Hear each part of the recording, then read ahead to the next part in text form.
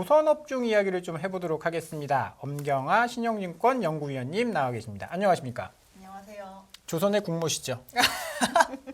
내가 조선의 국모다. 이렇게 치고 들어오실 줄 몰라. 아니 몰라.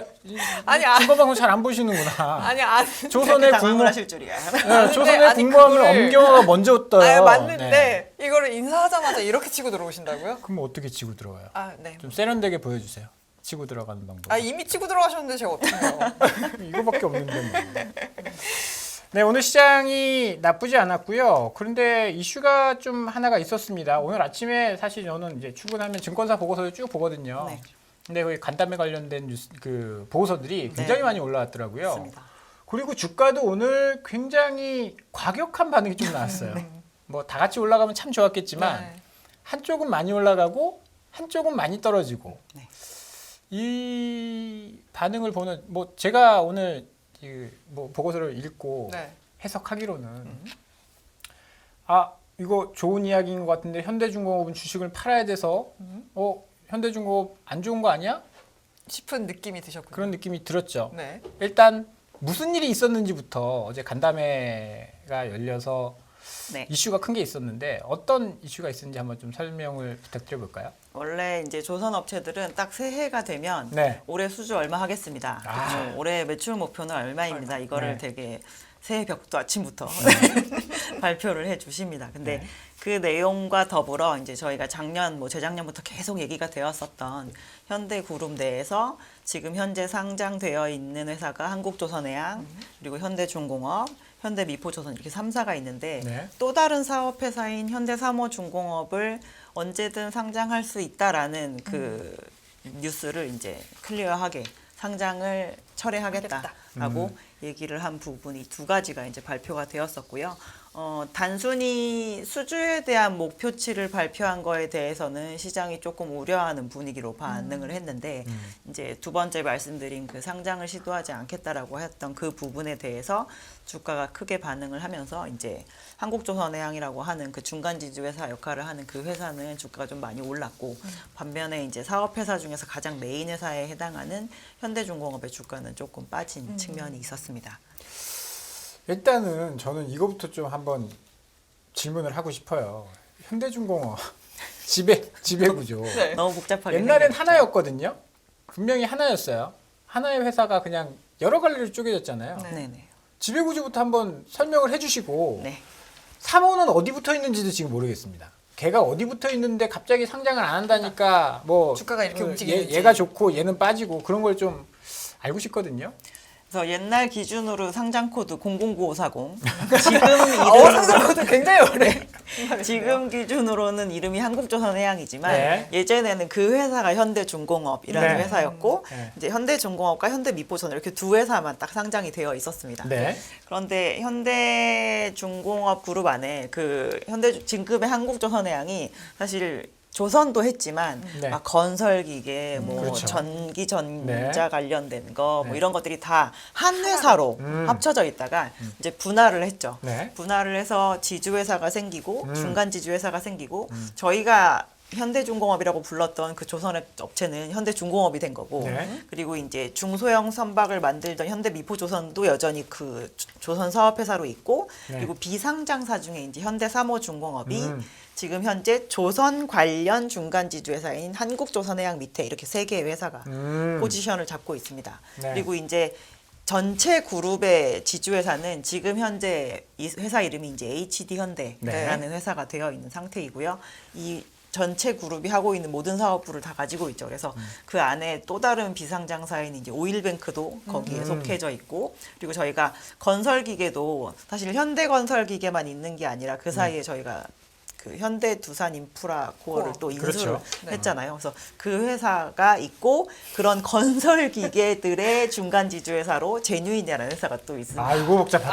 아, 지금 듣는데도 정리가 쉽지 않네요. 네, 오늘은 이제 조선 이야기를 네. 해야 되니까. 조선. 네. 어찌됐든 간에 한국조선해양이 이제 배 만드는 쪽에 대장, 중간 대장, 지주 회사가 되는 중간 거죠. 중간 보스로 있는 거죠. 근데 그 밑에 있는 현대사모 중공업. 중공업을 상장하려고 했다가 그걸 철회를 했는데 왜 중간 지주사가 오르고 그 밑에 있는 현대중공업은 아무 이유 없잖아요, 사실.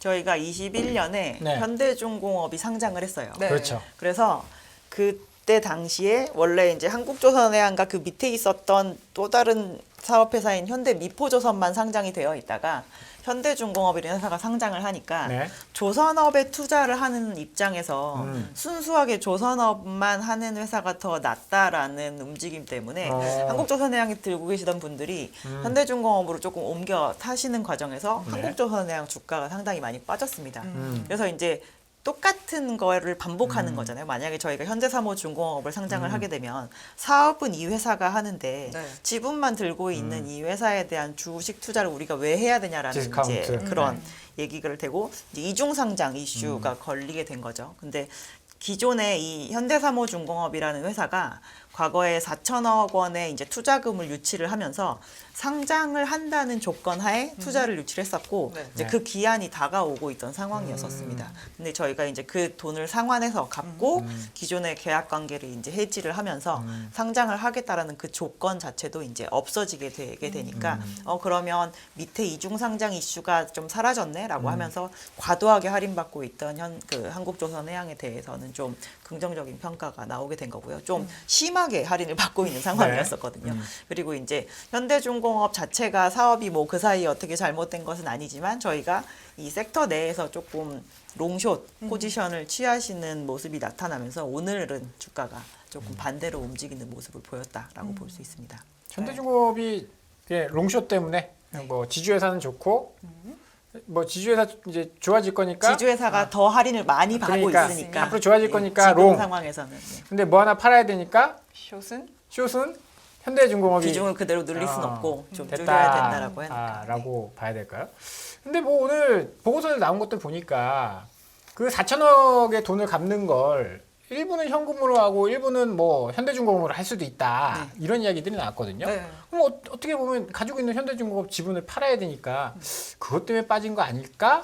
라고 생각하시는 분들도 있던데요. 지금 이제 1월 말까지 두 가지 안을 결정을 해야 되는데요. 네네. 그냥 온전히 현금으로 4천억을 받아갈 것인가. 네. 처음에 네. 투자를 했던 그 네. 투자 주체가 아니면은 2,600억은 현대사모중공업의 지분을 한국조선해양한테 팔면서 현금으로 가져가고 나머지 한 1,400억 정도는 현대중공업 주식으로 받아갈 것인가. 이 두 가지에 대해서 이제 협의를 봐야 되는 상황입니다. 네. 그래서 그걸 만약에 이제 또 다른 어떤 투자 주체가 가져가게 되면 결국에는 현대중공업 주가도 나중에 오르게 되면 이 지분이 한 번은 나와야 되니까 그렇죠. 이제 오버행 물량이 생기는 거네라고 네. 하면서 좀 우려를 하는 것 같긴 한데 네. 어쨌든 지금 그게 당장 나오는 건 아니고요. 그러니까 아침에 이제 달리 해석하신 분들은 현대중공업이 그 한국조선해양이 그 돈을 주기 위해서 현중을 팔아서 준다 이렇게 이해를 하셨더라고요. 근데 네. 그건 아니고요. 그건 아닙니까? 현대중공업에 주식을 주는 거고 아. 그리고 일부 2,600억은 무조건 캐시로 주는 그런 팔아서 주는 게 형태예요. 그래서 아니고. 그 두 개 중에 하나를 이제 1월 말까지 선택을 하게 되어 있고 그렇게 되면 4천억이라는 이제 자금이 나갈 건데 이게 주식 플러스 현금으로 나갈 거냐, 온전히 현금으로 나갈 거냐 이제 이게 결정이 돼야 되는 상황입니다. 저 같으면 현금으로 받을 것 같은데. 현금으로 한 방에 그러실 것 같아요. 그럼요. 근데 현금으로 받는 게 낫지. 이 투자 주체 자체가 네. 조선업에 대한 턴어라운드를 기대하면서 투자를 한 거잖아요. 그렇죠. 그래서 그래서 IMMP가 네, IMP가 받아간 건데 그래서 그 처음에 투자를 할 때 그 우선주로 받아가면서 온전히 다 현대사모중공업의 우선주로만 투자를 했었는데 현대사모중공업도 현대미포조선의 지분을 가지고 있어요. 그래서 그거를 투자 목적 회사가 그 사업 회사로 이렇게 분할을 하고 이 투자 목적 회사를 한국조선해양에 합병을 시켜서 처음 4천억을 투자한 게 현대사모중공업 2,600억, 네. 한국조선해양을 또 1,400억 가지고 있는 상황입니다. 지금 아, 또 뭔 그것도 소리인지 지금 알고 안 거예요? 나눠져 아니 그러니까 지금 처음 투자 왜 지금 그렇게 듣는데 왜 그렇게 투자를 하는 거예요? 그러니까. 근데 그거는 이제 투자를 했는데 그 회사가 저렇게 됐으니까 간 거게 되는 거고. 네. 그래서 이제 어쨌든 저희가 턴어라운드를 함으로 인해서 이 조선 사업체들의 주가가 아주 많이 뛴 건 아니고 사실 작년에 추세를 보면 반짝했었죠. 장 잠시. 대비해서 대단히 아웃퍼폼했을 그렇기는, 뿐이지 네, 저희가 네. 큰 재미를 본 건 아니잖아요. 맞습니다. 근데 턴어라운드가 시작되는 시점이 특히나 실적적으로 턴어라운드를 하는 시점이 이제 23년인데 그냥 여기에서 현금으로 회수를 하고 끝내기에는 조금 아쉽다라는 그렇죠. 생각을 네. 하기도 하는 거죠. 그 투자 주체는. 근데 뭐 네. 그들이라고 뭐 다 잘하는 건 아니더라고요. 있더라고요. 한샘이나 이런 거 주가 보면 엉망진창이더라고요. 뭐 네. 우리가 사모펀드 하면 굉장히 막 대단한 것처럼 네. 막 그렇게 정말 평가를 잘할 것 네. 같고 그런데 유망한 뭐 걸 볼 것 같고 몇 년 지나서 저도 뭐 딴 이야기지만 한샘이 사모펀드가 들고 엄청 물렸다 그래서 네. 언젠간 올라오겠지. 그리고 했는데. 1년 동안 들고 있는데 1년 동안 계속 빠지더라고요. 사모펀드도 알 수 없는 게 바로 주가다. 근데 최근에 네. 약간 이런 IT나 성장주에 많이 투자를 하셨던 그런 형태의 네. 투자자들보다 네. 이제 턴어라운드를 좀 목전에 둔 상황이라 음. 운전 자본을 탁 넣어주면 살아날 것 같은 그런 굴뚝업체들이 대단히 조정을 길게 받았잖아요. 그쵸. 네. 그런 데들 같은 경우는 회수율이 좀 좋은 편입니다. 그래서 턴어라운드. 비상장사 중에서도 네. 지금까지 살아남은 좀 작은 조선소 아니면 부품사 그런 데들 중에 좀 코어의 성격을 가지고 있는 회사들에 대해서 투자를 해서 지금까지 좀 성과가 나쁘지 않은 편이기 때문에 PE들은 관심이 좀 많은 편이에요. 네. 턴어라운드 얘기를 해주셨는데 사실 조선주 같은 경우는 수주에 대한 것이 굉장히 중요한 편이잖아요. 네, 맞습니다. 수주에 대해서 좀 더 이야기를 나눠보고 싶은데 근데 수주에 대해서 굉장히 보수적으로 발표를 했다라고 네, 기사가 맞아요. 많이 네. 나왔더라고요. 현대사모중공업의 경우 뭐 작년 대비 70%나 가까이 줄어든 수주 예상치를 지금 내놔서 이게 왜 이렇게 발표를 한 건지 그것도 좀 짚어봐야 될 것 같아요. 저희가 이 준비한 장표를 네. 좀 보여주시면 될 것 같고요. 어느 만큼까지 감소해서 발표를 했는지 좀 말씀을 드릴게요. 일단 현대중공업 그리고 현대미포조선, 현대사모중공업 전체를 총계했을 때 2022년에 저희가 수주를 한 금액 자체가 274억 불 정도 수주를 했습니다. 네. 근데 이제 올해의 계획을 181억 불 수주하겠다라고 발표를 했기 때문에 수치상으로 이제 33.9%나 줄어드는 것이고 이제 아까 말씀하신 것처럼 그 중에서 낙폭이 되게 두드러지게 이게 크게 보이는 데가 이제 현대사모중공업 네. 70%나 낮아지는 걸로 공시를 했고 뭐 현대중공업 같은 경우는 20% 그리고 미포조선 같은 경우는 작년에 그렇게 튀지 않았기 때문에 이제 올해 거의 비슷한 수준을 수주를 하겠다라고 한 건데요. 이 현대중공업 그룹 안에 있는 조선업체뿐만 아니라 뭐 삼성중공업, 대우조선해양 할 거 없이 21년 그리고 22년까지 2년 연속 목표했던 거를 다 초과 달성을 많이 했습니다. 그래서 저희가 연초에 저희 요 정도 수주할 것 같아요라고 발표한 그 수치가 한 1년 매출에 거의 근접하는 정도를 항상 발표를 했는데 그거를 뛰어넘다 보니까 매출액으로 뽑아서 내놓는 것보다 받는 속도가 더 빠르잖아요. 네. 그래서 수주 잔고가 2년 연속 지금 늘었어요. 네. 그래서 지금 대부분의 조선 업체들은 일반적인 상선은 한 25년 상반기 정도까지 그리고 LNG 캐리어 같은 경우는 26년 말까지 네. 이미 다 납기해야 되는 물량을 다 수주를 한 상태입니다. 근데 여기서 만약에 저희는 올해 초에 현대중공업 그룹뿐만 아니라 다른 조선업체들도 다 수주 목표가 대단히 낮춰져서 나올 거라는 생각은 했어요. 대단히 기계적인 발표를 할 거다. 그냥 연말이 돼도 수주 잔고가 줄지 않을 정도로 왜냐하면 이미 곡간이 많이 차 있기 때문에 라고 생각을 했는데 이제 수주 산업이라는 프레임이 있고 저희가 그 2008년에 그 아팠던 기억이 네, 그 얘기 하려고 크니까, 그랬는데. 크니까 네. 수주 줄면 무조건 이제 다운 사이클이지라는 거에 그쵸. 이제 조금 더 무게를 실으시는 것 같아요. 네. 특히나 뭐 전방 산업에 해당하는 해운사들이 요즘 매주 매일 운임이 많이 빠지고 네. 있다라는 얘기를 아주 많이 하고 있다 보니까 그쵸. 이제 그런 것이 나오는 건데 네. 조선업체들이 저는 이렇게 발표를 하는 수치는 오히려 약간 자신감의 표명이라고 생각을 합니다. 저희 굳이 받을 필요 없어요라고 얘기를 하는 건데 만약에 여기에서 막 달겨들어서 막 수주를 많이 하겠어요라고 막 3사가 공통적으로 발표를 한다라고 그게 더 안 좋은 하면 거다. 그거는 이미 경쟁이 뭐가 없는 대단히 거네. 과해질 수 있다라는 거기 때문에 저가 수주 국면으로 들어갈 수도 있다라는 생각을 하셔야 될 것 같습니다. 그래서 급하지 않구나 여유가 있구나라는 걸로 해석을 하는 게 좋을 것 같긴 한데 요즘에 이제 뭐 달리 이렇게 연결되어 있는 모든 지표들이 하락을 좀 보이는 그런 네. 것들이 실제로 많다 보니까 우려를 많이 하시는 것 같아요. 네. 최근에 이제 해양 플랜트 수주 이야기도 살짝 들려왔거든요. 네. 실제로 연말에 해양 플랜트 대규모가 하나 나오긴 했죠 뉴스가. 근데 지금 이제 위원님 이야기를 들어보면 약간 이제 죄송합니다. 무슨 약간 얘기를 하시려고? 빨리 하세요. 빨리 약간 하세요. 편향이 있다라고 보고 네. 조선의 국모니까 내 새끼들이 얼마나 예쁘겠어. 아니, 예뻐요. 편향이 있다라고 생각을 하고 네. 이게 회사를 이게 회사를 오래 다녀본 사람은 알아요. 어떤- 목표가 줄어드는 일은 없습니다. 오너 입장에서 이게 여기도 오너가 있는 받으면 열심히 받아서 더 열심히 늘려야지. 더 많이 해야지. 어디 목표를 줄여?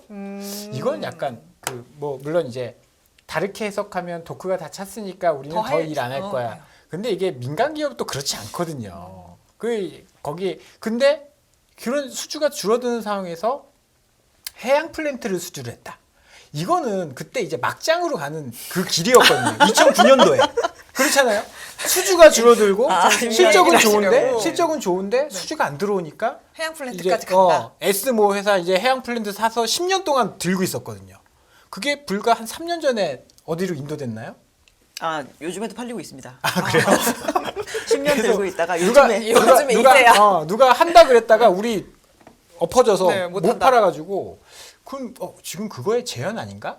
오랫동안 주식하신 분들은 그런 생각을 하실 하실 수 수 있죠. 수가 있죠. 있어요. 왜냐하면 저희가 막 도크가 도조 적자를 봤거든요. 도크가 다 찼다는데 해양 플랜트를 한다고? 왜? 이거 그냥 LNG 선이나 이거 탱커만 해도 그러니까요. 돈 많이 벌 텐데 그런 의심이 드는데 거긴 어떻게 생각해요?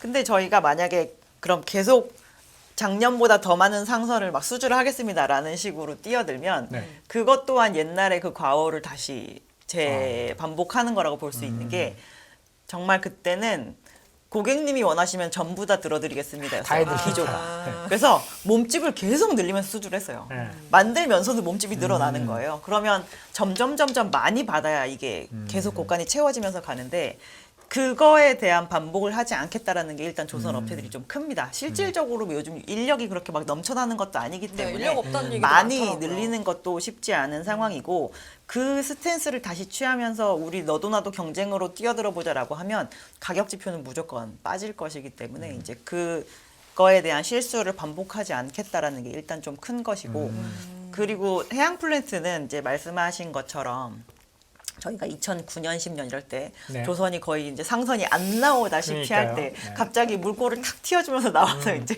짜잔 거의 하고. 구세주와 같은 어. 그런 역할을 했었는데 그때 저희가 너무 큰 것을 수주를 하는 그게 처음이라서 이 설계 회사 그리고 기본 설계 회사 이런 데들과 어느 시점에서 문제가 생겼을 때 책임 소재를 누구에게 가져가야 되는지 그런 노하우가 완전히 없었던 거거든요. 그래서 그냥 배야 뚝딱뚝딱 만들어서 9개월, 10개월 안에 완공해서 이렇게 보내면 회전율이 항상 이렇게 유지가 되는데 해양 플랜트 같은 거는 심하게는 막 40개월 동안 만드는 것도 있고요. 막 30개월 동안 만드는 아파트네요. 것도 있어요. 근데 만들다가 오일 메이저들 같은 경우는 유전을 하나 파면 막 3, 40년을 파는데 우리 한 6개월 뒤로 딜레이 할까? 이러면 그 회사 입장에서의 6개월이지만 조선 업체들 입장에서 이걸 빨리 뽑아내고 그 다음 걸 또 지으려고 또 들여보내야 되는데 그게 네. 안 되면 공정이 다 꼬이기 때문에 적자가 막 매출 이상으로 나는 거거든요. 근데 그러한 부분을 이제 전혀 하지 않겠다라는 거에 대한 그리고 계약에서의 누구에게 책임 소재를 물려야 되는 거에 대한 노하우가 많이 쌓여져 있는 상황이고 지금 전체적으로 주체 중에서 이제 누가 요즘에 제일 돈을 많이 들고 있을까를 생각을 해보면 네. 사실 에너지를 핸들링하는 모든 주체들이 많이 가지고 있어요. 네. 대단히 넉넉합니다. 저희가 그 2008, 9년 이때는 저희의 가장 주 고객이 제일 힘들어지는 시기였었잖아요. 금융위기로 인해서 네. 해운사가 수많이 도산을 하고 그때는 뭐 유가도 땅으로 이렇게 치다르면서 뭐 유전 회사 뭐 이런 데들도 쉽지 않았었거든요. 네. 근데 지금은 이 저희가 에너지를 개발하거나 판매하는 주체들이 정말 자금이 많은 상황이고요. 전체적으로 코로나 시기에 제일 필요가 없었던 에너지들이 지금 점점 볼륨은 계속 늘어나는 기조이기 때문에 그쪽에서의 이 투자 사이클이 뭐 한 6개월 왔으니까 그만 중지 뭐 다시 반려 뭐 이렇게 될 가능성은 되게 제한적인 상황입니다. 그래서 이제 옛날의 실수를 반복하지 않을 정도의 노하우가 그 쌓여 노하우는 있다. 많이 쌓여 있고 이제 거기에서 들어오고 있는 것들이고 저희가 옛날부터 밀려 있었던 거 다 처치 못하고 다음 스텝으로 넘어가는 게 아니라 지금까지 가지고 있던 그 오래된 드릴십 재고도 없애면서 떨어내고. 신규 프로젝트가 진행이 되는 거잖아요. 그 업계에서도 네. 그렇기 때문에 좀 그렇게 부정적으로 볼 일은 아니라고 생각하고 있습니다. 돈은 좀 되나요? 저는 이게 왜냐면 결국엔 도크가 돈이 돼야 되니까요. 도크가 다 쌓여져 있는데 그거를 받을 이유가 없는데 받았다라는 것은 좀 돈이 된다라는 근데 그런 것도 네. 있는 것 같아요. 그러니까 진짜 곳간에서 임신이 난다고 맨날 임신이라는데 임신이 난다고. 곳간에서 임신하면 큰일 나는 거 아닙니까? 잠깐만요 이거. 저희 방송은 곳간에서 괜찮습니까? 임신은 인심이 난다. 네. 그래서 자금력이 풍부해야 설비 투자에도 돈을 아끼잖아요. 저희 정말 이렇게 막 최대한 아끼고 최고 저스펙으로 이러면 그게 돈이 남는 부분은 아니거든요. 그래서 그런 부분도 당연히 있을 것이고 저희가 조선 업체들이 상선 전문 인력도 있고 해양 전문 인력도 있어서 네. 어느 정도는 나누어져 있는 상황인데 네. 만약에 뭐 한 20% 80% 이런 식으로 나누어서 갖고 있는데 수주가 계속 100% 상선만 되고 있다라고 하면 이 또한 그 도크의 일 효율이 되게 떨어지는 맞아요. 일입니다. 그래서 일정 비율은 갖추고 있어야 되는데 현대중공업 그룹 같은 경우도 보면 작년에 해양 쪽 수주 한 10억 불 정도 목표했다가 결국 하나도 못 받고 끝났거든요. 그러면 올해 정도에는 좀 받아서 채워야 지금 그 그래서 지금 현대중공업이 싹 다 모으고 있잖아요. 지금 설계하는 인력들 저쪽에 어디죠? 창원 저쪽에 거제도 여기 있는데 지금 서울로 싹 다 불러버렸어요. 저기 어디 본사가 어딨죠? 본사 저 이번에 이번에 옮겼죠. 분당인가요? 분당으로 네. 싹 다 끌어모으고 이게 다 얘 여기 설계하는 애 요거 여기, 수주 안 되면 여기. 여기로 끌어오고 그것 때문에 그런 거 아닙니까? 그런다고 그분들의 롤이 바뀌는 건 아니지 않습니까? 아 그래요? 예, 그래서 어. 저희가 수주도 회사가 짜놓은 프레임 정도의 비율로 사실 받을 수 있는 게 회사의 그 일 효율이 올라갈 수 있는 길이기 때문에 너무 한쪽에 치우치는 건 뭘 안 해도 좋다. 좋지 않다. 아. 이뭐 업황이 어떻게 바뀔지 모르니까 어디가.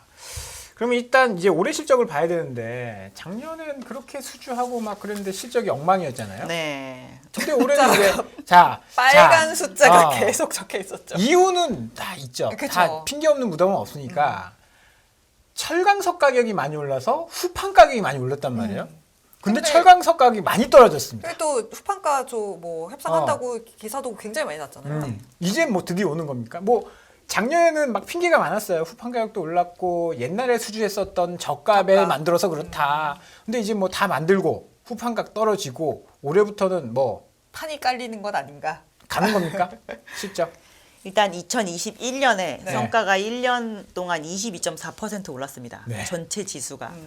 그리고 2022년에는 연초부터 연말까지 5.6% 정도 올랐어요. 계속 점점 더 비싼 배를 수주를 했다는 뜻이죠. 그 와중에 이제 재료가는 먼저 치고 네. 올라갔던 거지만 그래서 톤당 거의 막 1,000불 정도 갔다가 지금 글로벌 가격에서 중국 후판 같은 경우는 거의 반토막 난 상황이고요.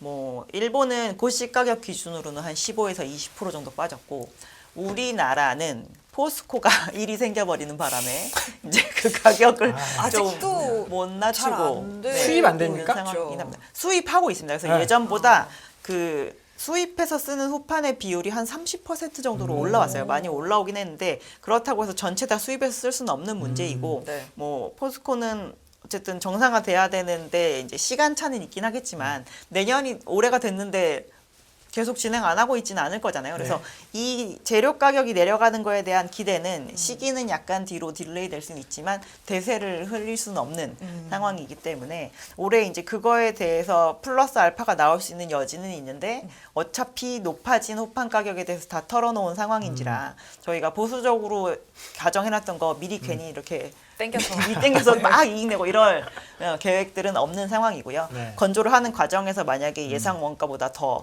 낮아지게 되면 이제 그 부분은 저희가 이익으로 아마 올해 보게 되게 될 겁니다. 그래서 작년 같은 경우는 20년에 수주했던 거랑 심지어 19년 거 수주도 조금 섞여 있는 상황이었었는데 23년은 이제 21년에 수주한 것들 중에서 상반기에서 하반기로 넘어가는 물량들이 이제 들어가게 되고요. 그때가 본격적으로 성과가 상승하기 시작했던 부분이라 저희가 똑같은 세척을 만들었다라고 네. 해도 세척에서 뭐 이번 작년에는 뭐 매출이 100개 나왔는데 올해는 그냥 세척만 만들어도 120개가 나올 수 있는 수준입니다. 그러면 이익률 자체는 당연히 좋아질 수밖에 없게 되겠죠. 그래서 상반기에서 하반기로 넘어가면서도 분기별로 아마 마진이 좀 달라지는 거를 충분히 보실 수가 있을 거고 여기에서의 이제 큰 대전제는 따박따박 매출이 늘어난다는 전제하에 공정 차질이 생기면 안 됩니다. 안 늘어날 이유가 없지 않습니까? 만약에 공정 차질이 생겨가지고 원래 계획했던 거를 달성을 못한다라고 하면은 안 그건 늘어날 사실 수도 지금 알 수 있겠죠. 있는 건 아니에요. 그래서 이제 조선 업체들 중에서는 이제 월별로 매출 정도는 발표를 해주는데 그때를 그 보시면서 좀 체크는 하실 수 있을 것 같아요. 아, 매출이 꾸준하게 잘 늘어주는구나라는 게 보이면 생각보다 우리가 생각하고 있는 그런 인력 이슈나 이런 것들이 조금 잘 해결이 되고 있나 있구나. 보다라고 생각할 수 있고 그게 아니고 막 상반기 말미까지 가고 있는데도 좀 정체 상태다라고 네. 하면 그냥 해결을 못한 겁니다. 그렇게 되면. 어떤 걸요? 뭐 인력 문제. 인력 문제. 네. 지금 가장 큰 게 인력 문제. 네. 뭐 우스갯소리로 거기서 용접하는 것보다 배달하는 게 훨씬 더 많이 번다. 낫다. 그리고 뭐 그럼, 요즘 네. 최저시급 맞춰준다 뭐 어. 이런 우스갯소리도 돌리기는 사실 하더라고요. 네, 그쪽에 뭐 제가 이제 지인이 좀 많거든요. 네. 뭐 임원분도 계시고 사람 구하기가 너무 어렵다. 맞아요.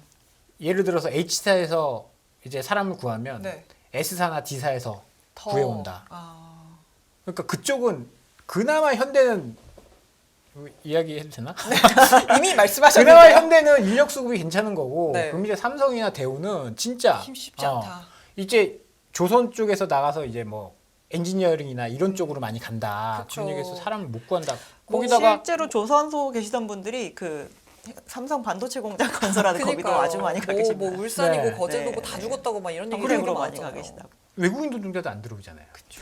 그래서 외국인 노동자의 그 비율을 원래 늘릴 수 없는 그 쿼터가 있었어요. 그거를 네. 조금 열어주고 있고 요즘에 심지어 뭐 이번에 어디에서 41명 입국 막 이런 게 41명 있고. 정말 잡으러 가는 거예요? 며칠에 한 번씩 기사로 나오고 있는 상황입니다. 지금 이제 막 입국해서 훈련을 시키는 인력들이 실질적으로 투입돼야 되는 시점 지금 당장은 아니고요. 네. 23년 하반기 정도부터 이제 늘어나야 되는 그 볼륨을 소화하기 위해서 이제 들어와서 교육을 시작을 하는 건데 이제 인력에 있어서 내국인을 써야 되는 그런 대단히 배타적인 그런 배려가 좀 높았었는데 이제 그 부분을 완화를 해서 해결을 하고 있는 문제고 네. 뭐 궁극적으로 저희가 과거에 이제 뭐 싱가포르나 아니면은 일본이 해외 야들을 굴릴 때 이렇게 스킴을 보면 결국에는 외노자의 비중을 지속적으로 늘려서 해결을 하는 쪽으로 가는데 우리도 이제 그 부분은 피할 수 없다라고 생각을 하고 있고 네. 실제로 그 방향대로 진행을 하고 있습니다. 네. 일단 시적 같은 경우에는 네. 매출만 잘 나오면 매출만 잘 나온다라고 하면 나쁘지 않게. 매분기 서프라이즈 나올 거다. 네. 일단 서프라이즈. 그런 의미로 좀 정리를 해서 한국 서프라이즈 나올 거다. 서프라이즈라는 용어 네. 너무 낯서네요.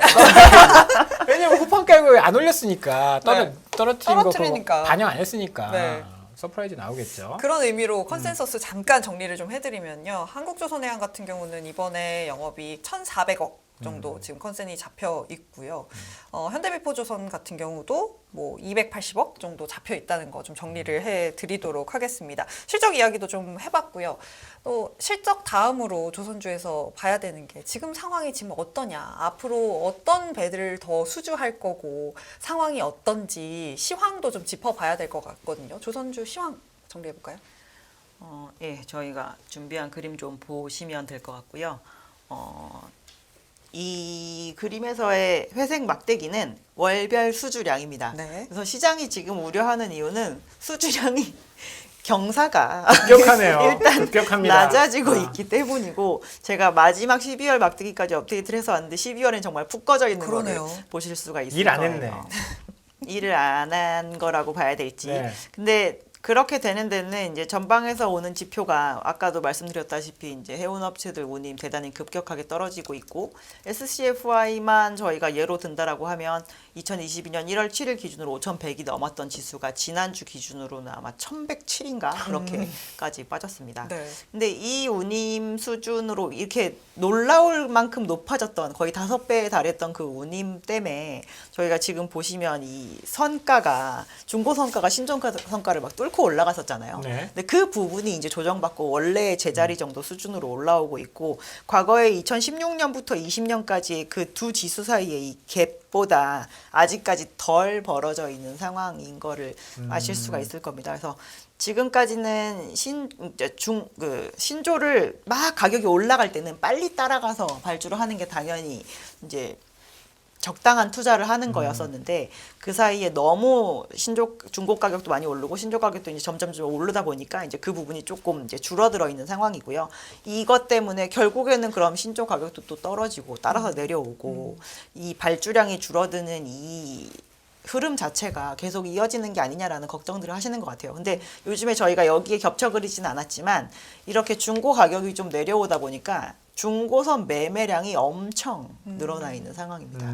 그렇다는 건 배를 사용할 사용자들은 구매력이 별로 줄어있지 않다라는 것이고요. 살 사람은 산다. 가격이 이제 페어하게 되는 순간 이제 매매가 막 이루어졌는데 그럼 저희가 중고 사면 새 차 안 사는 거 아니에요? 새 배 안 사는 거 아닐까요? 중고 가격이 그래서 올라가고 있는 상태거든요. 그래서 중고 중에서 이제 컨테이너는 빠지지만 뭐 네. 탱커 이런 것들이 오르고 있는데 만약에 거기에서 거래량이 터진 그 분야에서 중고 가격이 올라가다가 중고 사느니 그냥 신조 사는 게 낫겠다라고 하는 그 임계점을 또 넘으면 이 중고에서 막 활발하게 일어나던 이 거래가 신조로 결국 다시 옮겨갑니다. 또 딴지를 걸고 싶은데 어떻게? 네. 거세요. 원하고 아시죠? 계십니다. 자, 이 현상은 전 업종의 공통적이었. 대표적인 게 자동차였지 않습니까? 자동차. 자동차 중고차가 뭐 만들면 중고차 가격이 중고차 새 차보다 가격이- 비쌌고 네. 뭐 차를 받을 수가 없으니까. 차를 이제 배랑은 좀 배는 이제 발주하면 몇 년 걸려서 네. 그렇지만 자동차는 공급망 문제 때문에 차도 한 2년 걸렸거든요. 그쵸, 2년 1년? 걸렸죠. 이렇게 요즘에도 6개월, 8개월? 7개월? 네. 그런데 지금 이게 완전히 뒤바뀌어서 지금 이제 자동차나 이런 업황 이야기하는 사람들은 경기 침체인데 무슨 차를 사냐? 테슬라 주가 봐라. 8천만 원짜리 차를 어떻게 경기 안 좋은데 이렇게 주식 떨어지고 코인 떨어지고 집값 떨어지는데 차를 어떻게 사냐? 맞아요.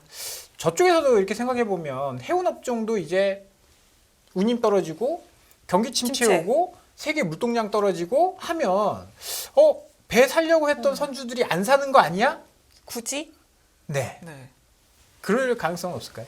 요쪽 시장은 네. 금리 때문에도 되게 걱정 많이 하시잖아요. 금리. 왜냐하면 특히나 그러네요. 현찰로 배 사는 사람 없어요. 그렇죠. 무조건 어딨어요? 론이잖아요. 다 아. 대출로 사는 건데 저희가 보고 있는 그 안 좋은 해운업의 영역은 일단 지금 장표에 보여드리는 것처럼 대표적으로 컨테이너 네. 그리고 이제 BDI도 많이 빠졌습니다. 네. 5,600까지 갔다가 지금 한 1,200 정도밖에 안 되니까요. 근데 이 두 개의 영역이 해운의 전체 영역이 아니에요.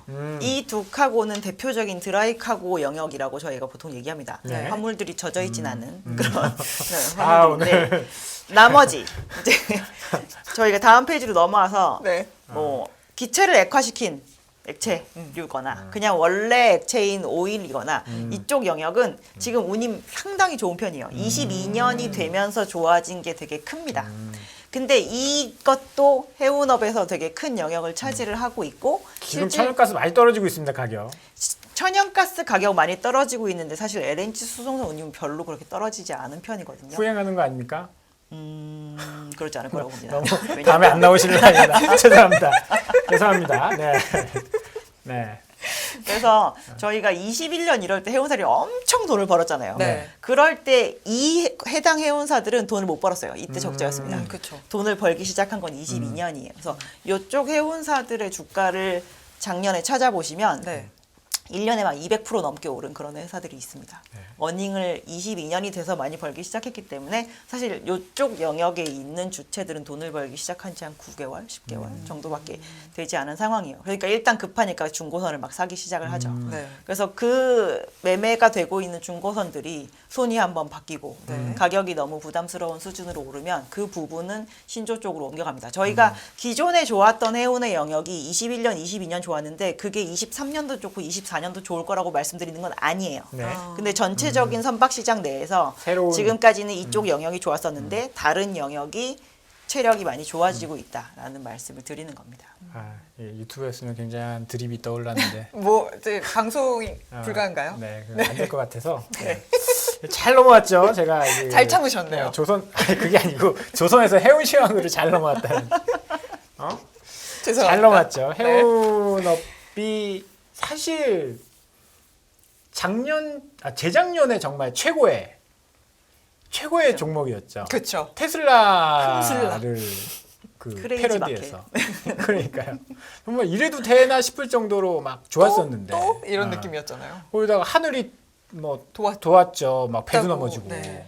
저쪽에 운하에 아프리카 걸릴 운하 거라고. 어디서 배도 쓰러지고 하면서 어마어마했었는데 이게 운임이 또 떨어지기 시작한 게 또 어마어마하게 빨리 떨어집니다. 근데 빨리 떨어졌다고 생각을 하시면서 이제 요즘에 저한테 뭔가 인터뷰를 요청하시거나 네. 이런 네. 분들이 요즘 회원이 너무 힘들잖아 이러시는데 네. 사실 이 업을 16년 바라본 입장에서 뭐가 힘들어요? 라는 아. 얘기를 많이 드리거든요. 네. 그러니까 정말 힘든 건 특히나 이 업계는 운임의 이 등락폭도 어마어마해서 자연스러운 건가요, 손실이 그게? 나기 시작하면 진짜 엄청나게 나는데 지금 그렇다고 저게 손실이 나는 게 아니잖아요. 너무 돈을 많이 벌다가 그게 좀 줄었다. 그거보다 대단히 적게 벌게 되어서 지금 힘들다라고 표현을 하시는 거라면 정말 그게 힘든 것인지에 대해서 저는 좀 의문이긴 합니다. 그래서 이 컨테이너 운이 막 5분의 1토막 나는 동안 진짜 업계가 힘들지 않다라는 것에 대한 반증은 뭐냐면 6,000 TU 이상의 컨테이너 선박 중에 지금까지 2년 동안 해체된 게 한 척도 없어요. 그만큼 수요가 많다. 계속 운행해야 굳이 되는. 이거를 없애서까지 여기서 나오는 영업 현금 흐름을 죽일 필요가 없다라는 거죠. 그럼 아직까지는 괜찮다. 근데 왜 힘든다고 하냐면 위원님은 뭐 10년 넘게 봐왔지만 우린 재작년부터 봤거든요. 우리가 보기 시작한 건 그때 재작년부터였기 때문에 다시 못 볼 시황을 그 노말 케이스로 기억을 하시면 제가 너무 당황스럽지 언제 않습니까? 돌아와요? 이제 막 그런 기대감을 가지고 네. 말씀드린 건데 뭐 그 정도까지는 안 가더라도 앞으로 올 돌아오기는 한해는 쉽지 않은 것 같아요. 왜냐하면 이 운송업종 중에서 특히나 이 물건을 나르는 해운 업종은 코로나 시국에 가장 최대 수혜 업종이었습니다. 네. 사람한테 움직이지 말라 그러죠. 네. 그렇죠. 하지만 저희는 재화를 써야 되잖아요. 물건이 근데 움직여야죠. 그러려면 네. 그 재화를 움직여줄 수 있는 능력이 있어야 되는데 그래서 저희가 그게 제 시간에 도착하지 않아도 계속 서차지를 주면서 빨리 갖다 주세요. 빨리 갖다 주세요. 퇴근을 하는 거죠. 그래서 옛날보다 막 기간 한 3배 걸려도 그래도 돈은 오히려 주세요. 더 주잖아요. 근데 그럴 만한 상황이 되기가 쉽지 않다는 거죠. 또 막 글로벌 락다운이 될 만한 어떤 이벤트가 생기지 않는 이상. 어렵군요. 네, 제가 이번에 월드컵을 보면서 하나 생각난 것도 있었는데 뭐였나요? 시간이 좀 있으니까 네. 그 우리가 16강에 했었던 스타디움을 컨테이너로 지었다고 하더라고요. 오. 모르셨죠? 저 처음 들었어요. 그게 어느 부분을요? 그 축구장. 축구장. 컨테이너로 있죠. 예? 어떻게 짓냐고요? 축구장 겉 건축 기술로 짓겠죠. 왜냐면 그때 벽면을 그렇게 하셨다는 건가요? 전체 그 벽면 부분을 뭐 이렇게 블럭 레고처럼 쌓아서 지었겠죠. 왜냐면 이제 사실 그 카타르가 인구가 얼마 안 되잖아요. 네. 우리나라도 박스도 사실 모자라 죽겠구만 그걸 컨테이너로 지었다. 제가 그 생각을 했습니다. 제가 그 생각을 했습니다. 우리가 지금 컨테이너가 없어서 컨테이너 운임이 그렇게 올랐는데 그 월드컵 경기장실을 한 2, 3년 전에 지었을 거 아니에요. 그쵸. 딱 그때야. 그러니까 컨테이너가 없어서 운임이 그렇게 올랐지. 그런 생각을 전 월드컵 보면서 그런 생각을 전 했는데. 처음 들었습니다. 그러니까 하지만 주식쟁이는 그것은 아니었습니다.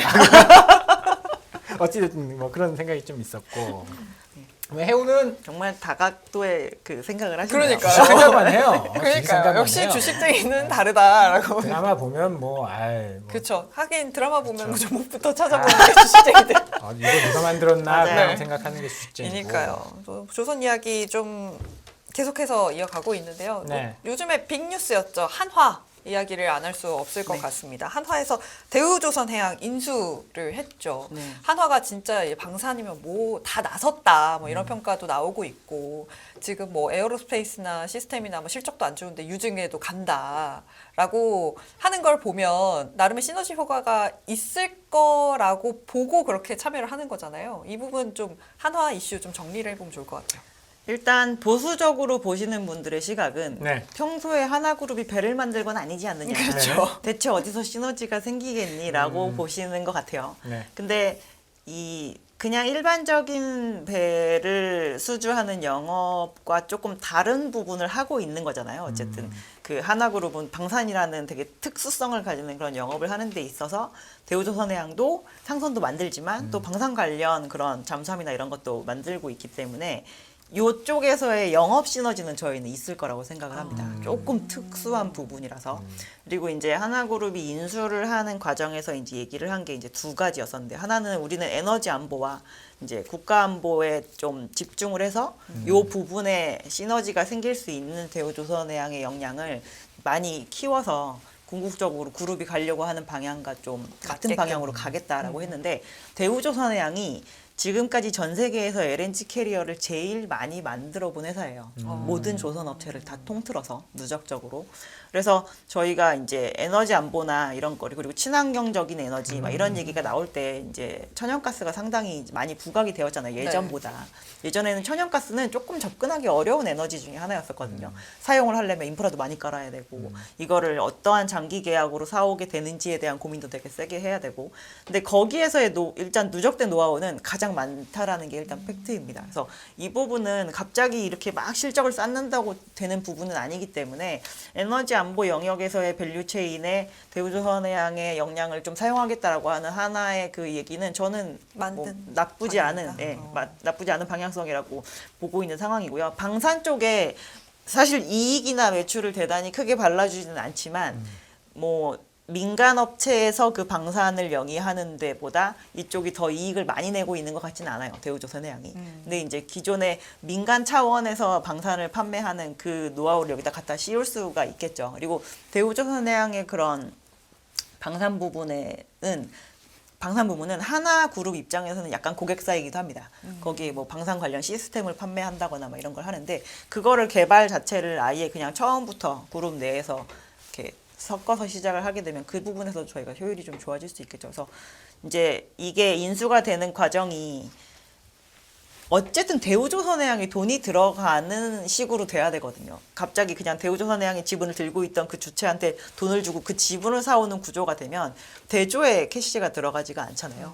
근데 기존의 이제 다른 조선 업체들은 조선업 자체가 조금 턴어라운드를 하면서 뭐 삼성중공업은 이제 다수의 유상증자를 진행을 한다거나 현대중공업 그룹도 이제 사업회사를 상장하는 과정으로 이제 현금을 많이 모아놓고 준비를 하고 있는 상태였는데 대우만 그게 지금 준비가 좀 미진해 있는 상황이었었는데 이번에 그래도 다행히 그 기존의 산업은행은 그냥 지분을 들고 있고 이제 한화가 3자 지정 방식 유상증자를 해주면서 이제 현금을 넣어주는 구조가 되어서 정상화 시키는 데 있어서도 틀도 좀 잘 짠 거라고 보고 있고요. 개인적으로는 민간 기업이 기술 개발을 해서 영업을 해야 실질적으로 그 기술 개발의 단계가 끝까지 갈 수 있다라고 보는데 너무 오랫동안 국책은행에 이제 잡혀 있었던 거에서 좀 벗어나서 이제 가지고 있는 기술적인 역량을 좀 잘 발휘할 수 있을 거라고 보고 있습니다. 일단 뭐 방향성이라든지 뭐 이런 부분은 잘 맞춰갈 수 있을 것 같다라고 말씀을 해주셨고 유튜브에 어떤 분이 차트 보면 조선주 참 손이 안 나가는데 점점점 이렇게 남겨주셨어요. 사실 그럼요. 이 말을 보고 굉장히 동의하시는 분들 많으실 것 같거든요. 어떻게 생각하세요?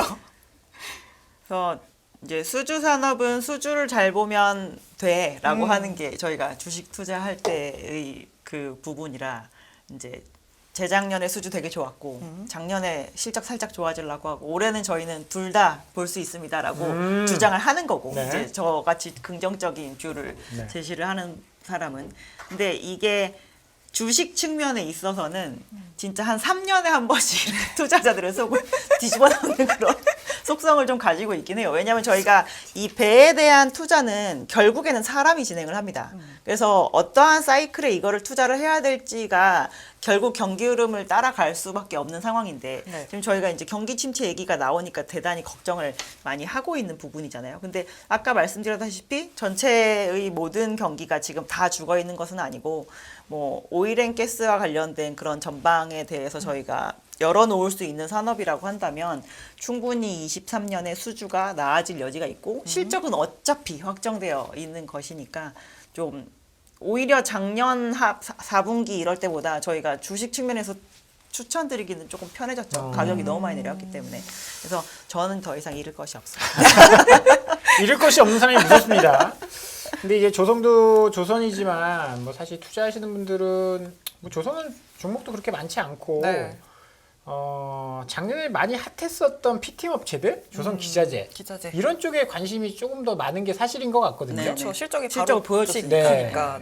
주가도 사실 조금 더 탄력적으로 움직였고 뭐 그런 쪽들도 한번 좀 이야기를 해주고 가셔야죠. 어닝 시즌이 되면 일단 조금 앞으로는 마음은 좀 편하실 겁니다. 이제 기존에는 기자재만 플러스 나고 저희는 계속 조선업체들 계속 마이너스 나고 막 이 상황이었었는데 결국에는 그게 시간차잖아요. 저희가 비싼 배한테 납품하는 부품을 기자재 업체는 작년에 이미 납품을 시작을 한 거고 조선 업체들은 비싼 배를 이제 올해 만들기 시작을 하기 때문에 그렇게 된 건데 실적이 좋아지면 그 섹터에 대해서 일단 주고 있는 밸류에이션 레벨은 무조건 올라가게 됩니다.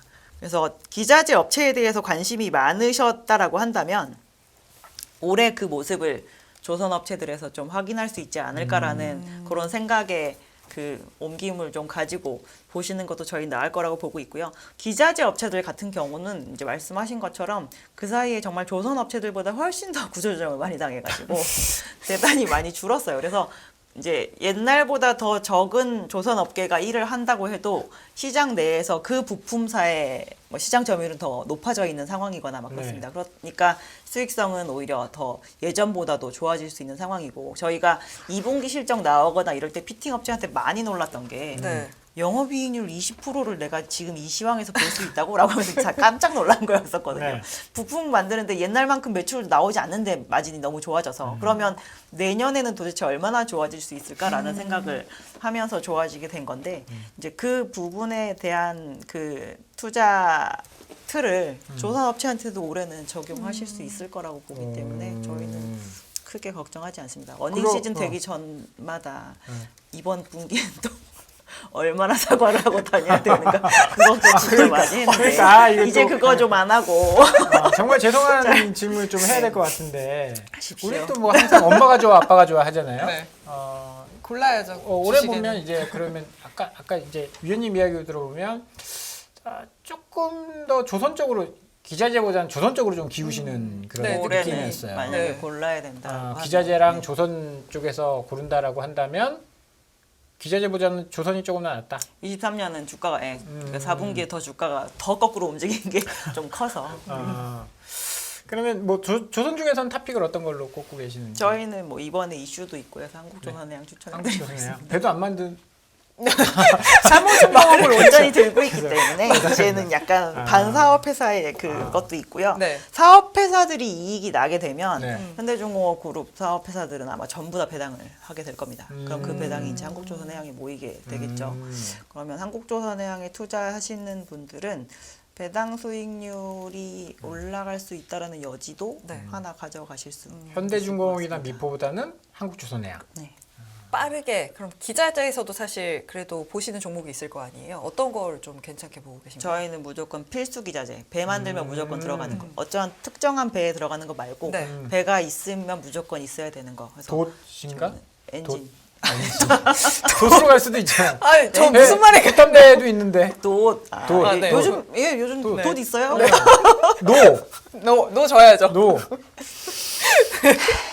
힘들어하십니다. 네, 엔진 관련된 종목들 엔진 말씀하시는 관련해서는 건가요? 좋아하고요. 그러니까 네. 우리나라 엔진을 배가 앞으로 나아가는 추진 엔진을 만드는 회사는 두 개 회사입니다. 하나는 이미 상장되어 있는 현대중공업, 네. 현대중공업 안에 엔진 사업부가 있거든요. 네네네. 네. 그리고 이제 예전에 그 두산 엔진이었었던 지금은 HSD 엔진이라는 회사가 있습니다. 그래서 각각의 그 캡티브 마켓이 달라요. 현대중공업은 현대그룹 내에 있는 걸 먼저 하고 외부 거를 하고 이 HSD 엔진은 삼성과 대우의 물량을 하면서 이제 중국이나 외부 업체 수주를 받고 있습니다.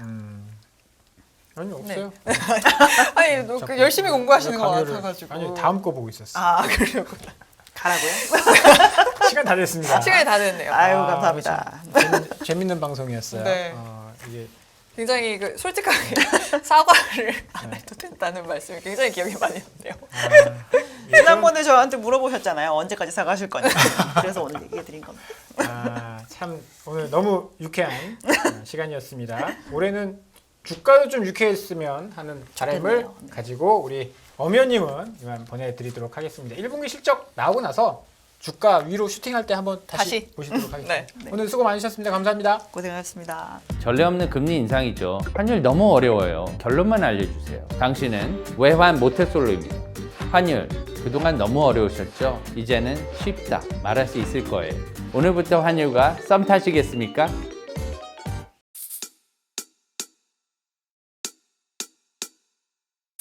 지금은 현명한 지혜가 필요한 시점입니다. 딱 10분만 투자하세요.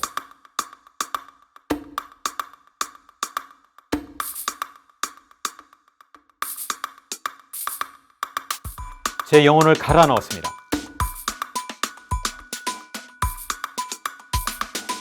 감이 뭔지 궁금하지 않으세요? 이제는 더 이상 늦출 수가 없습니다.